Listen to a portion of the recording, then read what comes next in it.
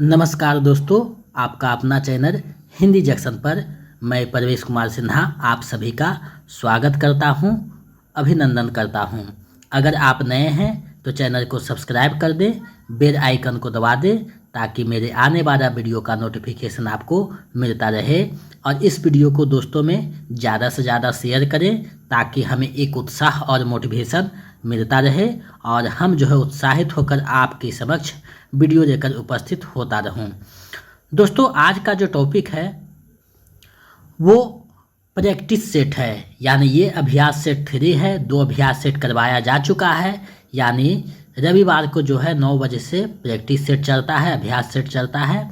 तो आप लोग अगर बीपीएससी टी 4.0 के हिंदी विषय के किसी भी वर्ग का तैयारी कर रहे हैं तो ये वीडियो आपके लिए महत्वपूर्ण होने जा रहा है, क्योंकि इसमें हम लोग टीजीटी पीजीटी यानी 6 से लेकर 12 तक जो हिंदी के 80 प्रश्न पूछे जाते हैं बीपीएससी में उसी को देखने वाले हैं। इस वीडियो में हम हिंदी के 80 प्रश्नों का अभ्यास करने वाले हैं और चीज़ें को जानेंगे, समझेंगे, कैसे प्रश्न पूछा जाता है और कहाँ से प्रश्न पूछा जाता है। तो इन सारी चीज़ों को देखेंगे। आप लोग वीडियो के अंत तक बने रहिएगा और 80 प्रश्न में आपका कितना सही होता है हमें कमेंट करके बताइएगा।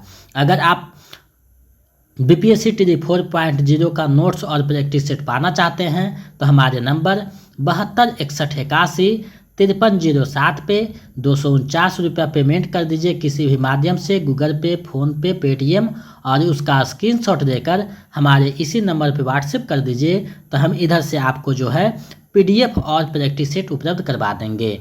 अगर आप मेरा पीडीएफ और प्रैक्टिस सेट रखते हैं नोट्स का तो अलग से हिंदी के लिए कुछ भी पढ़ने की आवश्यकता नहीं है। आपका व्याकरण और हिंदी दोनों जो टॉपिक है हम संपूर्ण करवाएंगे, तैयारी करवाएंगे। तो आप लोग वीडियो के अंत तक बने रहिएगा, चीज़ों को देखिएगा और मेरे चैनल से जुड़ करके अपनी तैयारी को बेहतर कर सकते हैं। तो बिना देर करते हुए चलिए आज के प्रश्नों को देखते हैं। दोस्तों, जैसा कि आप देख पा रहे हैं अभ्यास सेट 3 यानी ये तीसरा अभ्यास सेट है। 2 अभ्यास सेट करवाया जा चुका है। अगर आप नहीं देखे हैं तो प्लेलिस्ट बना हुआ है, वहाँ से आप देख सकते हैं, चीज़ें को समझ सकते हैं। तो आप लोग वीडियो को ज़्यादा से ज़्यादा शेयर कीजिए और अंत तक बने रहिए, क्योंकि प्रत्येक प्रश्न जो है आपके लिए महत्वपूर्ण है। महत्वपूर्ण प्रश्नों को यहाँ समाहित किया गया है और 5 विकल्प जो रहता है बीपीएससी में उसी को ध्यान में रखते हुए जो प्रैक्टिस सेट है बनाया गया है। तो आप लोग वीडियो के अंत तक बने रहिएगा और इसमें कितना सही होता है 80 में हमें कमेंट करके बताइएगा ताकि हम समझ सके कि आपका तैयारी अच्छी ढंग से चल रही है। तो चलिए आज के प्रश्नों को देखते हैं। पहला प्रश्न है, पंडित सर संत बखनाई देहि बुध बसंत ना जानई। यह पंक्तियाँ किसकी है? ये जो पंक्तियाँ हैं वो किसकी है आपको बताना है, यानी इसके रचनाकार कौन हैं। तो ये जो पंक्ति है वो सरहप्पा का है, विकल्प ग सही हो जाएगा। तो इसका सही आंसर है सरहप्पा यानी विकल्प ग। चलिए नेक्स्ट प्रश्न देखते हैं, आगे बढ़ते हैं, अगले प्रश्न को देखते हैं। गोरखबानी का संपादन किसने किया है? गोरखबानी का संपादन किसने किया है आपको बताना है। तो गोरखबानी का जो संपादन है वो पीतम्बर दत्त बरथवार ने किया था, विकल्प ग सही हो जाएगा। और यहाँ से एक प्रश्न और निकल के बन सकता है कि पीतम्बर दत्त बरथवार जो है हिंदी में प्रथम पीएचडी करने वाले थे। ये श्याम सुंदर के निर्देशन में जो है पीएचडी किए थे। तो इसका सही आंसर विकल्प ग हो जाएगा। आगे बढ़ते हैं, अगले प्रश्न को देखते हैं। निम्नलिखित में से कौन नीतिकार कवि हैं आपको बताना है। इनमें से कौन जो है नीतिकार कवि हैं? तो देखिए रहीमदास, दीनदयाल गिरी और गिरधर कबीराय तीनों जो है नीतिकार कवि हैं। तो इसका जो सही आंसर है विकल्प घ हो जाएगा, उपयुक्त में से एक से अधिक। चलिए आगे बढ़ते हैं, आगे बढ़ते हैं। इनमें से किसका संबंध फोर्ट विलियम कॉलेज से नहीं है? आपको बताना है कि इनमें से किसका जो संबंध है फोर्ट विलियम कॉलेज से नहीं है। तो देखिए फोर्ट विलियम कॉलेज का स्थापना होता है तो हिंदी विभाग के लिए सदर मिश्र, रघुराज ये दोनों का जो है चयन किया जाता है, लेकिन राजा लक्ष्मण सिंह का संबंध इससे नहीं है। तो विकल्प ख सही हो जाएगा, क्योंकि नहीं पूछ रहा है। आप लोग जब एग्ज़ाम सेंटर में बैठते हैं तो नहीं वाले प्रश्नों में कंफ्यूज हो जाते हैं, तो आपको इसको जो है ध्यान में रखते हुए प्रश्नों को अच्छे से पढ़िएगा, समझिएगा, उसके बाद आंसर दीजिएगा, क्योंकि आप लोग जल्दी जल्दी में जानते हुए प्रश्नों को गलत कर देते हैं। क्योंकि बीपीएससी आपका जो है एक एक नंबर मेरिट बनाने के लिए महत्वपूर्ण होता है, तो आप एक एक नंबर को बचाइएगा। अगला प्रश्न है, निम्नलिखित में से कौन त्रैमासिक पत्रिका थी? आपको बताना है इनमें से कौन जो है त्रैमासिक पत्रिका थी, यानी 3 महीना पे निकलता था। तो नागरिक प्रचारणी से जो नागरिक प्रचारणी पत्रिका थी ये 3 महीना पे निकलता था, विकल्प क सही हो जाएगा। बारहबोधनी और सरस्वती पत्रिका के बारे में आप लोग जान रहे हैं। बारहबोधनी जो है महिलाओं के लिए भारतेंदु हरिश्चंद्र निकालते थे, और सरस्वती पत्रिका जो है 1900 ईस्वी से निकलता है, और 1903 से 1920 तक जो है महावीर प्रसाद द्विवेदी इस पत्रिका के संपादक रहते हैं। तो ये जानकारी थी जिसको मैंने आप लोगों के समक्ष प्रस्तुत किया। आगे बढ़ते हैं, अगले प्रश्न को देखते हैं। कार्य प्रवृत्ति का निर्णय प्राप्त ग्रंथों की संख्या द्वारा नहीं निर्मित हो सकता, बल्कि उसकी मुख्य प्रेरणादायक वस्तु के आधार पर ही हो सकता है। यह विचार किसका है? ये जो विचार यहाँ प्रस्तुत किया गया है वो किसका विचार है? आपको जो है जवाब देना है, सही विकल्प का चयन करना है। ऐसे ही प्रश्न आपको पूछे जाते हैं बीपीएससी में, तो आप लोग जो है इसको अच्छे से देखिए। विकल्प इसका जो है ग सही हो जाएगा। हजारी प्रसाद द्विवेदी का ये कथन है। चलिए आगे बढ़ते हैं। भारतेंदु के नाटकों और नाट्य शैलियों के साथ सुमेलित कीजिए, यानी भारतेंदु के जो नाटक है किस नाट्य शैली में लिखा गया है उसको आपको क्या है सुमेलित करना है। तो देखिए नील देवी जो है गीति रूपक है, उसके बाद जो है भारत दुर्दशा नाट्य रासक है, विशस्य विस्मौषधम जो है भान है, और वैदिकी हिंसा हिंसा ना भवति प्रहसन है। अगर इसका सही मिलान कीजिएगा तो विकल्प ग सही हो जाएगा। यानी ये जो मिलान किया हुआ है, ये जो प्रश्न है पिछले बार पूछा गया था, तो इसलिए मैंने यहाँ समाहित किया है। तो ये इस प्रकार से भी प्रश्न पूछा जाता है। तो प्रश्न कैसे पूछा जाता है उसके स्तर को ध्यान में रखते हुए प्रैक्टिस सेट को बनाया गया है, और धीरे धीरे आपका जो प्रैक्टिस सेट है उसमें प्रश्न जो है हार्ड होते चले जाएंगे। अभी जो है सरल प्रश्नों को यहाँ समाहित किया गया है, और आगे धीरे धीरे कठिन प्रश्नों को समाहित करते चले जाएंगे, ताकि आपका तैयारी जो है अच्छे ढंग से हो सके। अगर आप यूजीसी नेट और KVS EMRS आदि का तैयारी कर रहे हैं तो इसके लिए भी ये भी महत्वपूर्ण है। तो आप लोग एक एक चीज़ों को देखते चलिए और आगे बढ़ते चलिए। कविता कौमुदनी के संग्रहकर्ता हैं। कविता कौमुदी के जो संग्रहकर्ता है कौन है? तो राम नरेश त्रिपाठी जी हैं। विकल्प ख सही हो जाएगा। आगे बढ़ते हैं। हिंदी में हिंदी साहित्य का इतिहास सबसे पहले किसने लिखा है? यानी हिंदी भाषा में हिंदी साहित्य का इतिहास सर्वप्रथम किसने लिखा है आपको बताना है। तो हिंदी भाषा में हिंदी साहित्य का इतिहास सबसे पहले शिव सिंह सेंगर ने शिव सिंह सरोज नाम से लिखा था। यानी विकल्प का सही हो जाएगा, क्योंकि गरसा दातासी फ्रेंच भाषा में लिखा था, ग्रियर्सन इंग्लिश भाषा में लिखा था, लेकिन शिव सिंह सेंगर ने हिंदी भाषा में लिखा था। तो विकल्प क सही हो जाएगा। चलिए आगे बढ़ते हैं, अगले प्रश्न को देखते हैं। भाषा काव्य संग्रह किसकी कृति है?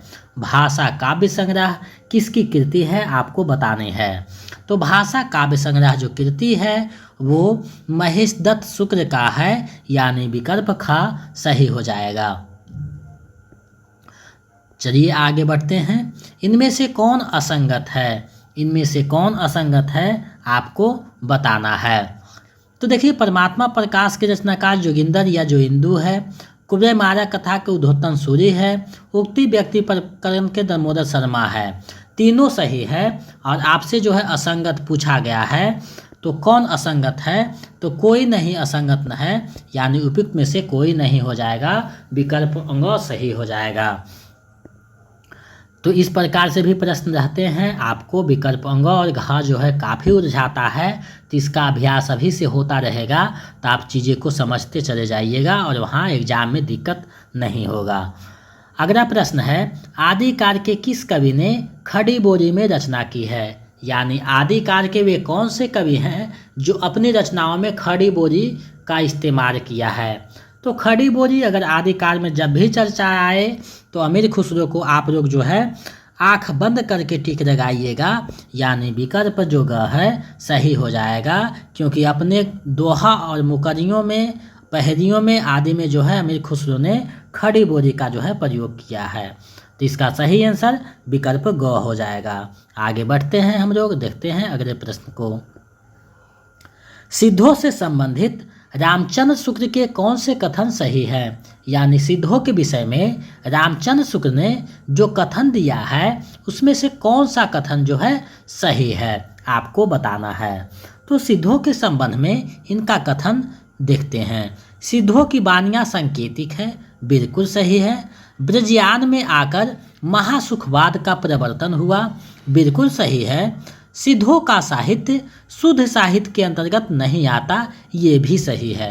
तो तीनों के तीनों सही है और सही ही पूछ रहा है, तो इसका जो सही आंसर है विकल्प घ हो जाएगा, उपयुक्त में से एक से अधिक, क्योंकि तीनों जो दिया गया है कथन तीनों के तीनों सही हैं। तो इसका जो सही आंसर है विकल्प घ हो जाएगा, उपयुक्त में से एक से अधिक।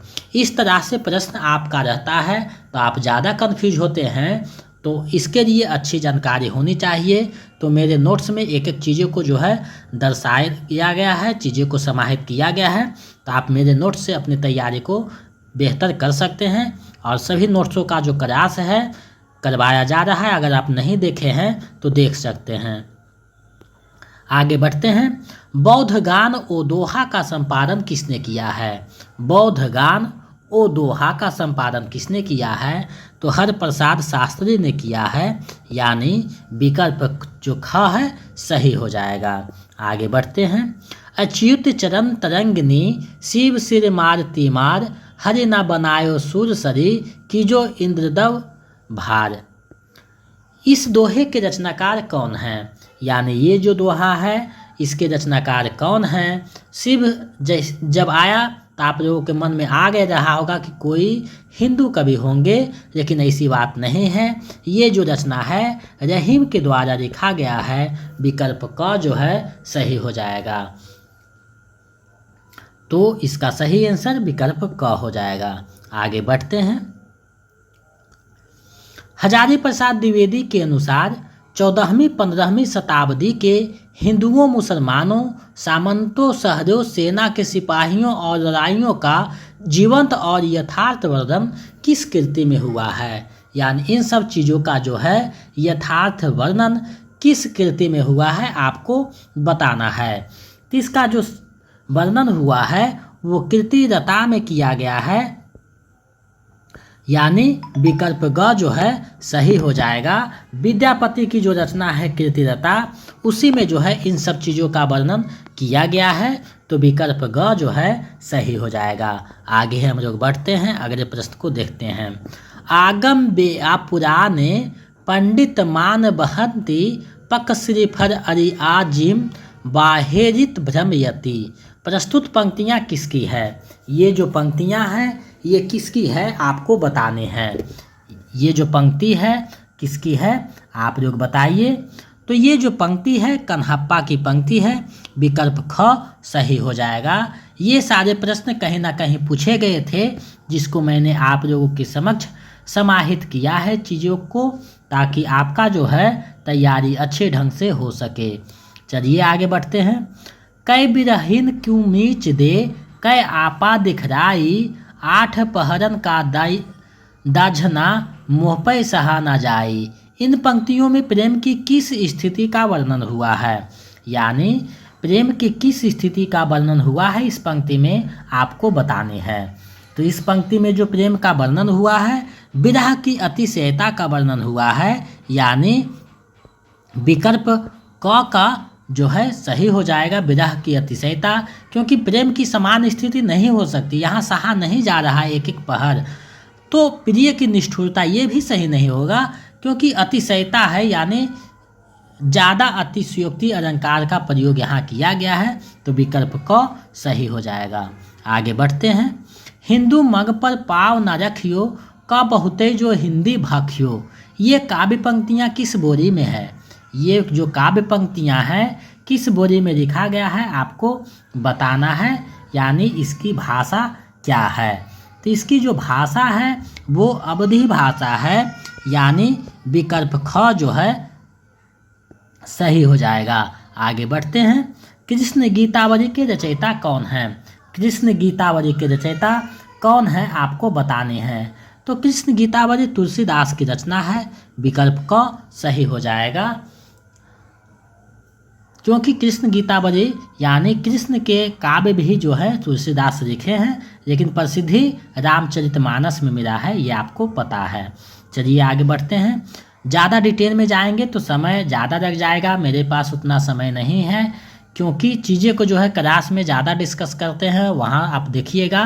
प्रैक्टिस सेट में आपको जो है समय कम होने के कारण जो है आप लोगों को टू द पॉइंट हम बात करेंगे। तुलसीदास ने रामचरितमानस के किस कांड में कलयुग का वर्णन किया है? यानी तुलसीदास ने रामचरितमानस जब लिखे हैं तो किस कांड में जो है कलयुग का वर्णन किया है आपको बताना है। तो कलयुग का वर्णन जो है उत्तरकांड में करते हैं, यानी विकल्प ग सही हो जाएगा। और आपको जो है रामचरितमानस का सभी कांड यानी सातों जो कांड है 12 कांड से लेकर उत्तरकांड, तो आपको जो है कर्मबाई याद रखना चाहिए, क्योंकि यहाँ से भी प्रश्न पूछता है सजाने के लिए, तो आप लोग वहाँ भी फंस जाइएगा, इसलिए चीज़ों को अच्छे से देख लीजिएगा ताकि दिक्कत ना हो। आगे बढ़ते हैं। महाराज गिरधर गोपाल दुष्टा नकुइया दध मथ गृथ काढ़ रैया डार दया छुइया। प्रस्तुत पंक्तियों में प्रयुक्त छुइया का क्या अर्थ है? छुइया जो शब्द आया है उसका क्या अर्थ है आपको बताने हैं। तो छुइया का अर्थ है मट्ठा, यानी विकल्प ख सही हो जाएगा, क्योंकि छुइया का यहाँ जो है मीराबाई जो है मट्ठा से इसका अर्थ लगाती है, मट्ठा को छुइया कहती है, तो विकल्प ख सही हो जाएगा। आगे बढ़ते हैं। रास पंचाध्यायी किस छंद में लिखा गया है? रास पंचाध्यायी किस छंद में लिखा गया है आपको बताना है। तो ये जो लिखा गया है रोरा छंद में लिखा गया है, विकल्प ख सही हो जाएगा। आगे बढ़ते हैं। साहित्य लहरी का विषय वस्तु क्या है? साहित्य लहरी जो सूरदास की रचना है तो इसका विषय वस्तु क्या है आपको बताना है। तो साहित्य लहरी का जो विषय वस्तु जो है वो नायिका भेद है, यानी विकल्प क सही हो जाएगा। आगे बढ़िए। फूल मंजरी की रचना किसने की है? फूल मंजरी जो काव्य है उसकी रचना किसने की है आपको बताने हैं। अगर आप मेरे क्लास देखे होंगे तो ये सब प्रश्न बहुत आसानी से सोल्व कर रहे होंगे, क्योंकि एक एक चीज़ों को बताया गया है वहाँ पे। तो फूल मंजरी की जो रचना है वो किसकी है आपको बतानी है। तो ये जो है मतीराम की रचना है, विकल्प क सही हो जाएगा। आगे बढ़ते हैं। बिहारी की भाषा चलती होने पर भी साहित्यिक है, यह कथन किसका है? ये जो कथन है किस आलोचक का है आपको बतानी है। तो ये जो कथन है रामचंद्र शुक्ल का है, विकल्प ग सही हो जाएगा। आगे बढ़ते हैं। निम्नलिखित में से किस कवि ने सतसई की रचना की है? यानी कौन कौन से रचनाकार हैं जो सतसई की रचना की है? तो देखिए राम सहाय, अमीर सहाय, मतीराम, ये तीनों जो है सतसई की रचना की है, तो फिक्स में से एक से अधिक हो जाएगा। और सतसई में ज़्यादा प्रसिद्धि जो है बिहारी राग को मिला है, बिहारी को, ये आपको ध्यान में रखना है। तो इसका सही आंसर विकल्प घ हो जाएगा। आगे बढ़ते हैं। सुजान की उपेक्षा से विराग उत्पन्न होने के बाद रीतिकालीन कवि घनानंद वृंदावन जाकर किस संप्रदाय के वैष्णव हो गए थे? यानी सुजान की उपेक्षा करने पर वे वृंदावन जब गए तो किस संप्रदाय के वैष्णव हो गए थे आपको बताने हैं। तो ये जो वैष्णव हुए थे ये निम्बार्क संप्रदाय के हुए थे, विकल्प ग सही हो जाएगा। अगला प्रश्न है। रीतिकार के रीति सिद्ध काव्यधारा के कवि हैं? कौन जो है रीति सिद्ध काव्यधारा के कवि हैं आपको बताने हैं। तो रीति सिद्ध काव्यधारा के जो कवि हैं वो बिहारी राग हैं, यानी विकल्प ग जो है सही हो जाएगा, क्योंकि केशव और देव जो हैं, केशव जो हैं वो है रीति जो है बद्ध का, और ये जो है मुक्त का है, लेकिन जो है रीति सिद्ध के बिहारी हैं। चलिए आगे बढ़ते हैं, अगले प्रश्न को देखते हैं। इनमें से किस कवि ने प्रबंधात्मक वीर काव्य की भी रचना की है? प्रबंधात्मक वीर काव्य की रचना किस कवि ने की है? तो पद्माकर भट्ट ने किया है। विकल्प ख जो है सही हो जाएगा, पद्माकर भट्ट।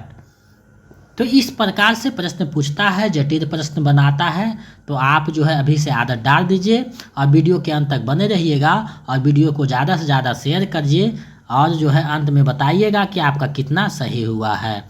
आगे हम लोग बढ़ते हैं। पानिप अपार घन आनंद उक्ति ओछी जतन जुगति जोन कौन पै नपति हैं। उक्त काव्यांश में कवि क्या कहना चाहता है?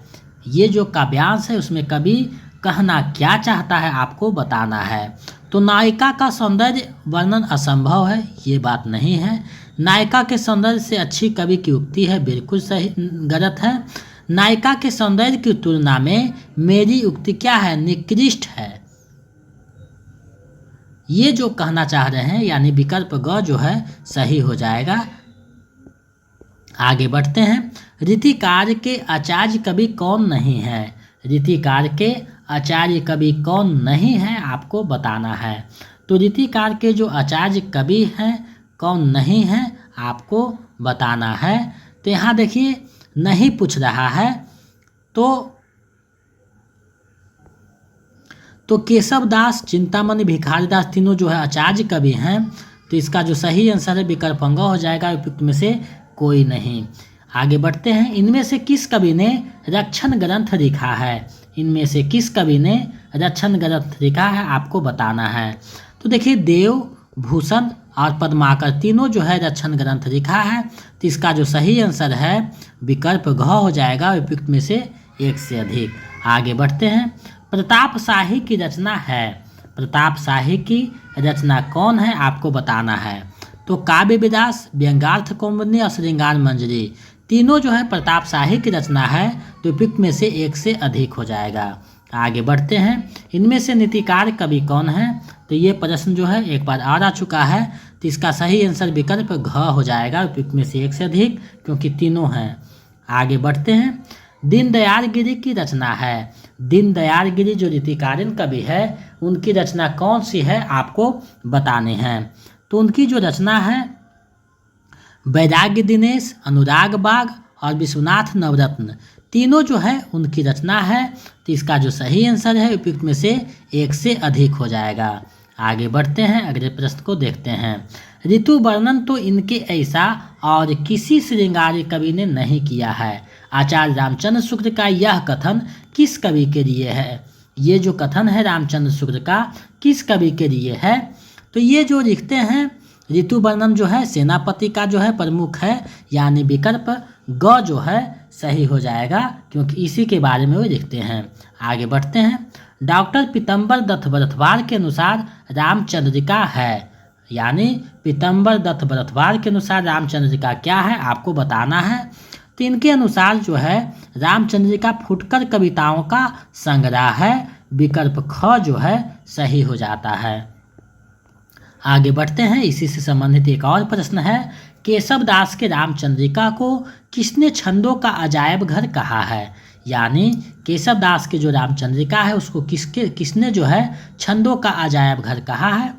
तो ये जो प्रश्न है इसका सही आंसर विकल्प ग हो जाएगा, रामस्वरूप चतुर्वेदी ने कहा है। अगर रामचंद्रिका रहेगा तो छंदों का अजायब घर, अगर रासो साहित्य में पूछेगा तो पृथ्वीराज रासो को जो है छंदों का अजायब घर कहा जाता है। तो ये आपको ध्यान में रखना है। आगे बढ़ते हैं। बकरी बिराप किसकी काव्य कृति है? बकरी बिराप किसकी काव्य कृति है आपको बताना है। तो ये जो है हरिशंकर परसाई की रचना है बकरी बिराप। चलिए आगे बढ़ते हैं। कौन सी बोली मध्य पहाड़ी हिंदी उपभाषा के अंतर्गत आती है? कौन सी बोली जो है मध्य पहाड़ी हिंदी उपभाषा के अंतर्गत आती है? तो गढ़वाली आती है, विकल्प ग सही हो जाएगा। आगे बढ़ते हैं। कनौजी किस उपभाषा की बोली है? कनौजी किस उपभाषा की बोली है आपको बताना है। तो कनौजी जो है पश्चिमी हिंदी की बोली है। तो ये जो बोली है क्लास इसका किया जा चुका है, अगर आप लोग नहीं देखें हैं तो देख लीजिए, वहाँ से चीज़ें स्पष्ट हो जाएगी। आगे बढ़ते हैं। छोटी बात को बढ़ा चढ़ाकर कहना अर्थ के लिए सटीक मुहावरा क्या है?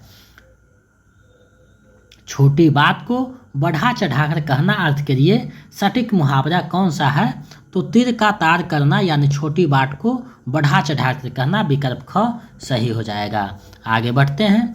तुलसीदास ने कवितावली की रचना किस भाषा में की है? तुलसीदास ने कवितावली की रचना किस भाषा में की है आपको बतानी है। तो कवितावली की जो रचना तुलसीदास ने किया है उसकी जो भाषा है ब्रज भाषा है, विकल्प ग सही हो जाएगा। आगे बढ़ते हैं। राजस्थानी उपभाषा अंतर्गत कितनी बोलियां आती है? तो राजस्थानी उपभाषा के अंतर्गत आपको पता है 4 बोलियां आती है, मेवाड़ी, मेवाती, जैतपुरी और ढूंढानी। तो ये जो है 4 जो है आती है जो कि राजस्थानी के अंतर्गत है, तो ये आपको ध्यान में रखना है। चलिए आगे बढ़ते हैं। खड़ी बोली को कृत्रिम बोली किसने कहा है? खड़ी बोली को आर्टिफिशियल डायरेक्ट यानी कृत्रिम बोली जो है किसने कहा है आपको बताने हैं। तो ये जो कहने वाले हैं जॉर्ज अब्राहम ग्रियर्सन हैं, यानी विकल्प क जो है सही हो जाएगा।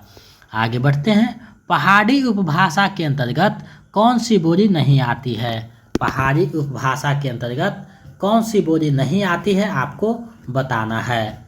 तो जो नहीं आती है उसका पूछा गया है। तो पूर्वी पहाड़ी नहीं आती है, मध्य पहाड़ी, पश्चिमी आती है दोनों, तो विकल्प क जो है सही हो जाएगा। आगे बढ़ते हैं। दखनी को अन्य किस नाम से भी पुकारा जाता है? दखनी को और किस नाम से पुकारा जाता है?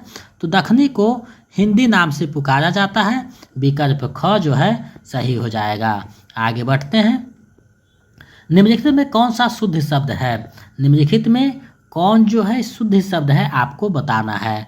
तो अंत्याक्षरी विकल्प क जो है सही हो जाएगा। ये जो है शुद्ध है, बाकी जो है अशुद्ध हैं, तो ये आपको ध्यान देना है। आगे बढ़ते हैं। नवोढ़ा का सही संधि विच्छेद है।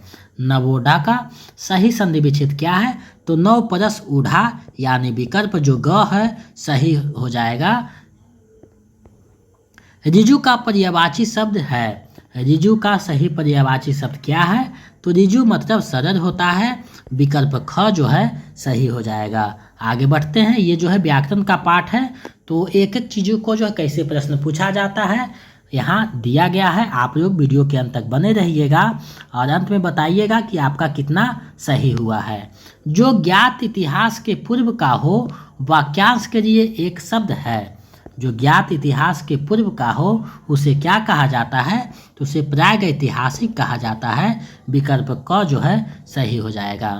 पारितोषिक किस शब्द का पर्यायवाची है? पारितोषिक किस शब्द का पर्यायवाची है आपको बताना है। तो पारितोषिक मतलब इनाम होता है, विकल्प क जो है सही हो जाएगा। आगे बढ़ते हैं।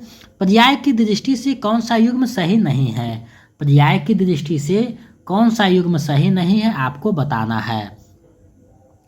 तो ऊपर अस्म तरी तरने, यानी विकल्प ग जो है अनिल और तुषार नहीं है, विकल्प ग सही हो जाएगा। आगे बढ़ते हैं। पॉकेट मार शब्द में कौन सा समास है? पॉकेट मार जो शब्द है उसमें कौन सा समास है आपको बताना है। तो पॉकेट मार में जो समास आया है तत्पुरुष, यानी पॉकेट को मारने वाला, विकल्प ख सही हो जाएगा। आगे बढ़ते हैं। निम्नलिखित में से कौन सा वाक्य शुद्ध है? निम्नलिखित में कौन सा वाक्य शुद्ध है आपको बतानी है। तो देखिए शुद्ध वाक्य पूछ रहा है। श्री कृष्ण के अनेक नाम हैं, विकल्प सही है। आपका पत्र धन्यवाद सहित मेरा, बिल्कुल सही है। बंदूक एक बहुत ही उपयोगी अस्त्र है, ये भी सही है। तो उपयुक्त में से एक से अधिक हो जाएगा, विकल्प घ सही हो जाएगा। आगे बढ़ते हैं। एक लड़के ने ठीक उत्तर दिया, वाक्य में एक है, एक क्या है आपको बताना है। तो एक जो है सर्वनाम है, विकल्प ग जो है सही हो जाएगा। आगे बढ़ते हैं। सुंदर शब्द किस वाक्य में क्रिया विशेषण के रूप में प्रयुक्त हुआ है?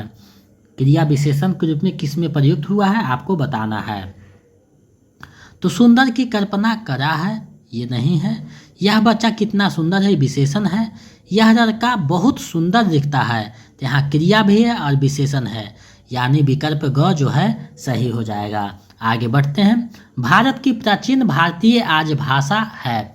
भारत की प्राचीन आज भाषा क्या है आपको बताना है। तो भारत की प्राचीन भारतीय आज भाषा कौन कौन सी है आपको बताना है। तो संस्कृत, पाली, तमिल तीनों जो है प्राचीन है, तो उपयुक्त में से एक से अधिक हो जाएगा। आगे बढ़ते हैं। निम्नलिखित में से जातिवाचक संज्ञा कौन सी है आपको बताना है कि इनमें से कौन सी जो है जातिवाचक संज्ञा है। तो जातिवाचक जो संज्ञा है उसको आपको बताना है।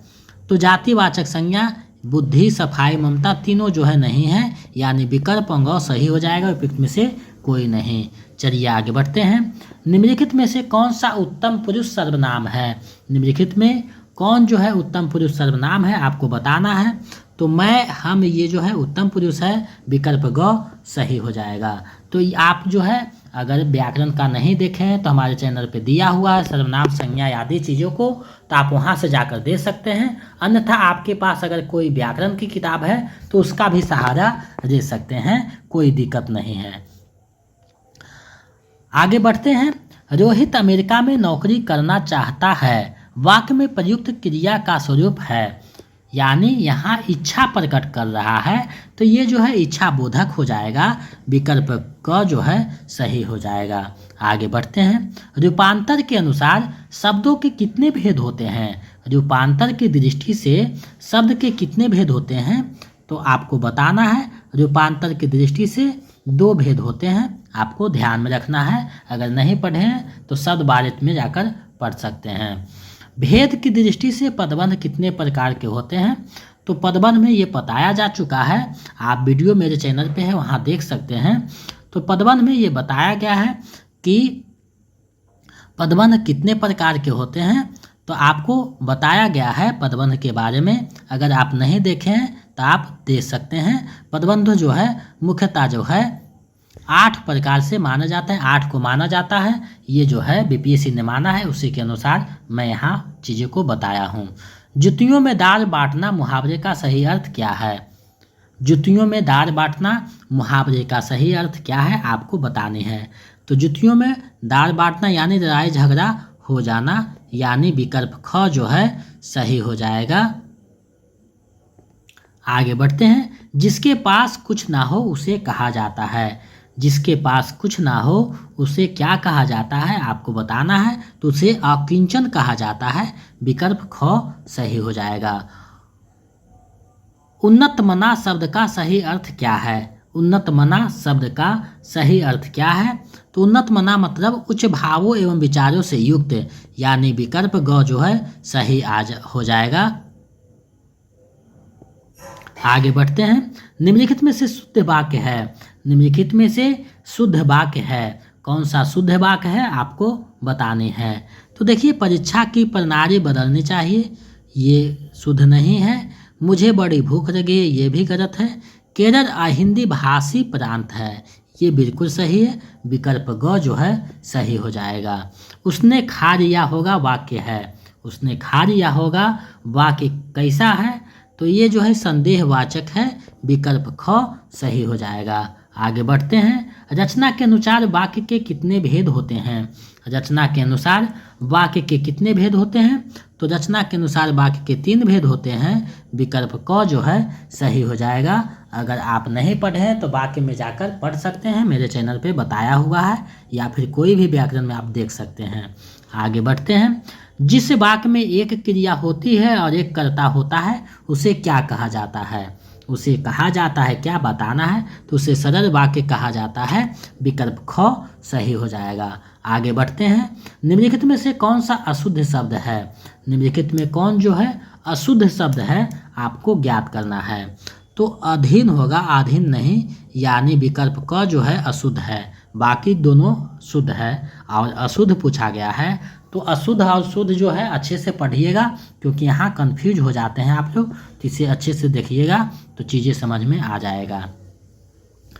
स्वजाति शब्द का विलोम है, यानी स्वजाति शब्द का विलोम यानी उल्टा क्या है। तो स्वजाति का विजाति हो जाएगा, विकल्प ग सही हो जाएगा। आगे बढ़ते हैं। निम्न में हाथी का पर्यायवाची शब्द है, हाथी का पर्यायवाची शब्द है कौन सा है आपको बताना है। तो दंती, कुंजर, करी, तीनों जो है हाथी के पर्यायवाची शब्द है, तो उपयुक्त में से एक से अधिक हो जाएगा। चलिए आगे बढ़ते हैं। इनमें से तत्सम शब्द कौन सा है आपको बताना है, इनमें से तत्सम कौन सा शब्द है। तो खीर तत्सम नहीं है, कोयल भी तत्सम, लेकिन कृष्ण जो है तत्सम शब्द है, यानी विकल्प ग सही हो जाएगा। आगे हम लोग बढ़ते हैं। निम्नलिखित गद्यांश को पढ़कर प्रश्न 76 से 80 का उत्तर दीजिए। अब सबसे पहले इस गद्यांश को पढ़िए, उसके बाद इसका उत्तर हम लोग देंगे। तो चलिए सबसे पहले गद्यांश को पढ़ते हैं। बुनियादी शिक्षा को हम लोग बेसिक शिक्षा भी कहते हैं। बुनियादी शिक्षा का तात्पर्य शिक्षा की उस प्रणाली से है जिसमें विभिन्न प्रकार के हस्तशिल्पों को प्रशिक्षण प्रदान करते हुए बालकों का शारीरिक, मानसिक, नैतिक, सामाजिक और आध्यात्मिक विकास करना है। शिक्षा के द्वारा हमें आत्मनिर्भर बनाने का प्रयास किया जाता है। महात्मा गांधी ने आज से कई वर्ष पूर्व बुनियादी शिक्षा का आंदोलन शुरू किया था। उसमें उन्होंने राष्ट्र के लिए कई प्रकार की प्रारंभिक शिक्षा का प्रस्ताव रखा था, जिसका केंद्र शारीरिक श्रम और उत्पादन कार्य था और जिसका सामुदायिक जीवन से घनिष्ठ संबंध था। भारतीय शिक्षा के इतिहास में बुनियादी शिक्षा का महत्वपूर्ण स्थान था। वह शिक्षा के प्रति एक क्रांति थी जो भारत में कई सालों के अंग्रेजी शासन में परंपरागत प्रणाली पर बनी थी। बुनियादी शिक्षा से राष्ट्रीय चेतना जागृत हुई। बुनियादी शिक्षा पद्धति में 3 बातें इस प्रकार है। पहला है शिक्षा में उत्पादन कार्यकलाप, अर्थात कोई ऐसा विषय सिखाया जाए जिससे छात्र कुशल कमाई करने योग्य बन सके। दूसरा, पाठचर्या का उत्पादक कार्यकलापों और भौतिक तथा सामाजिक परिवर्तन से सहसंबंध हो। तीसरा है स्कूल तथा स्थानीय जन समुदाय से घनिष्ठ संबंध। तो ये 3 बातें थी जो बताया गया था। अब इससे संबंधित जो क्वेश्चन है उसका जवाब दीजिए। बुनियादी शिक्षा को हम लोग और किस नाम से जानते हैं? तो बुनियादी शिक्षा को बेसिक शिक्षा के नाम से जानते हैं। विकल्प ख सही हो जाएगा। आगे बढ़ते हैं। बुनियादी शिक्षा का आंदोलन किसने शुरू किया था? किसने शुरू किया था आपको बताना है। तो इसको जो शुरू करने वाले हैं महात्मा गांधी हैं। विकल्प ग सही हो जाएगा। आगे बढ़ते हैं। बुनियादी शिक्षा से क्या जागृत हुई? बुनियादी शिक्षा से क्या जागृत हुई? तो बुनियादी शिक्षा से जो जागृत हुई है राष्ट्रीय चेतना की भावना, यानी विकल्प ख सही हो जाएगा। आगे बढ़ते हैं। भारतीय शिक्षा के इतिहास में किसका महत्वपूर्ण स्थान है? तो बुनियादी शिक्षा का महत्वपूर्ण स्थान है। तो इस गद्यांश का उपयुक्त शीर्षक क्या है? इस शिक्षा का जिसका जो है उपयुक्त शीर्षक क्या होगा?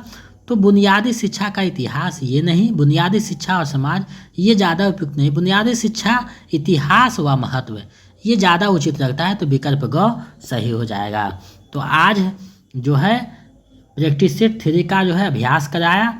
तो गद्यांश से संबंधित कोई भी प्रश्न हो तो उसी के अनुसार अपना जवाब देना है। अपने मन से कोई भी चीज़ नहीं करना है, क्योंकि यहाँ आप लोग फंस सकते हैं। तो जैसे गद्यांश कहेगा कि सूर्योदय पश्चिम से होता है तो उसी के अनुसार आपको पश्चिम मानना है।